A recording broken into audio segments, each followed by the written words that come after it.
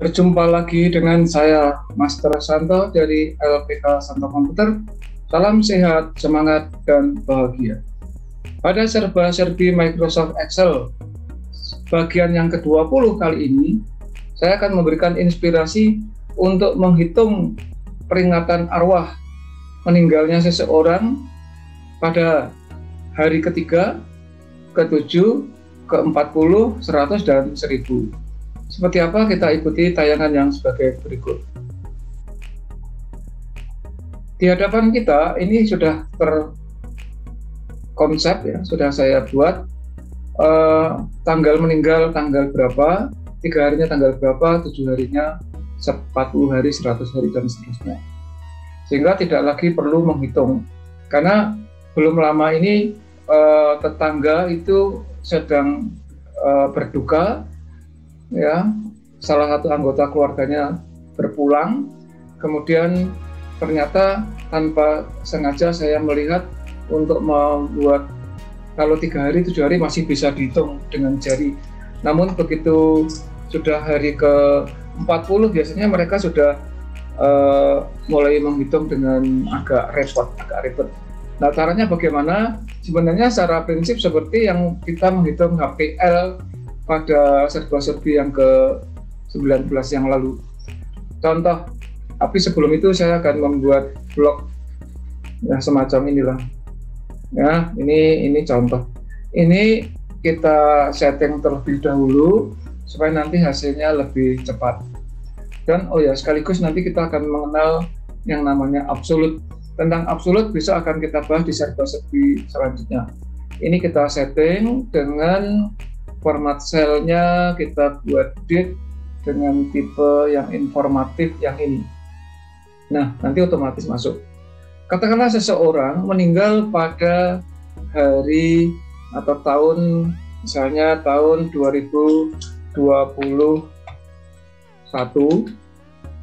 bulan Desember tanggal 30 misalnya. Nah, ini kalau ada crash berarti tinggal di double klik. Kemudian kita boleh copy secukupnya. Nah, sekian. Ya.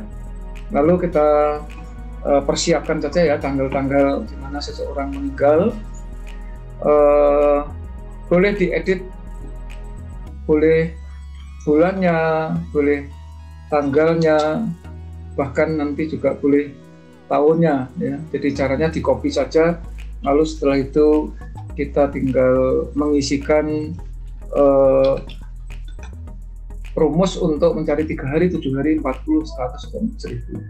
Yang ini kita buat tahun 2022 misalnya, ini bulan Januari, tanggal misalnya macam ini. Nah, ini yang ini kita copy ya, supaya ada dua contoh, yaitu 2021 dan 2022.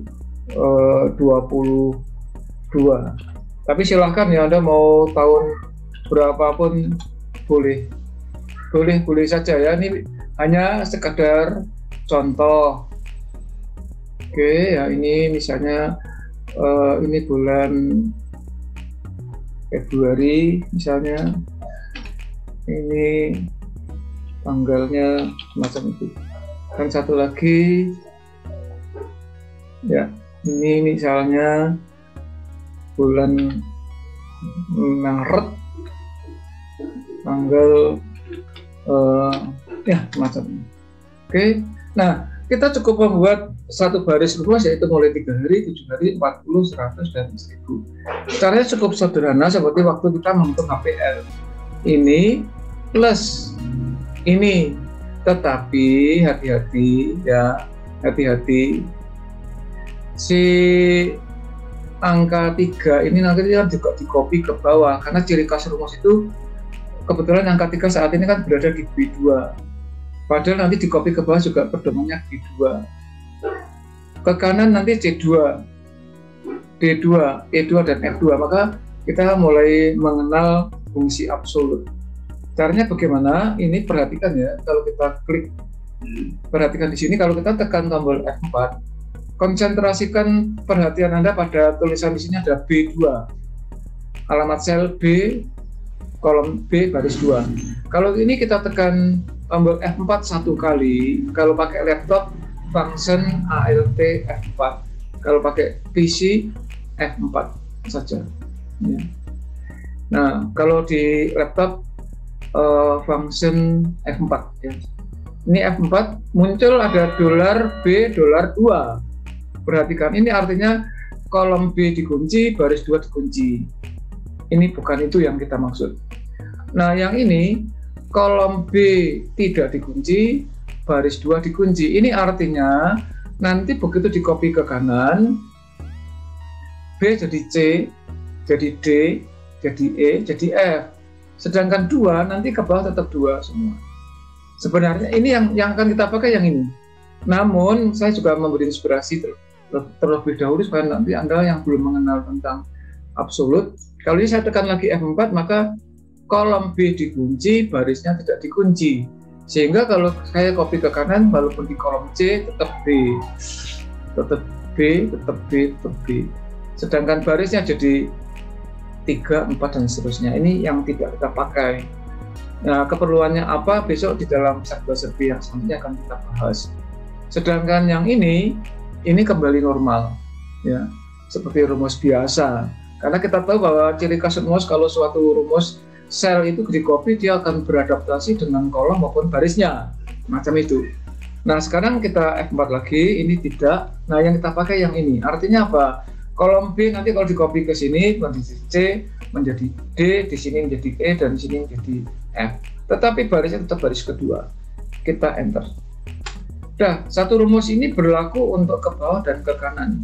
Terserah Anda mau ke kanan dulu boleh, ke bawah dulu terserah. Misalnya kita copy ke bawah dulu, jadi kurang lebar, lebarkan.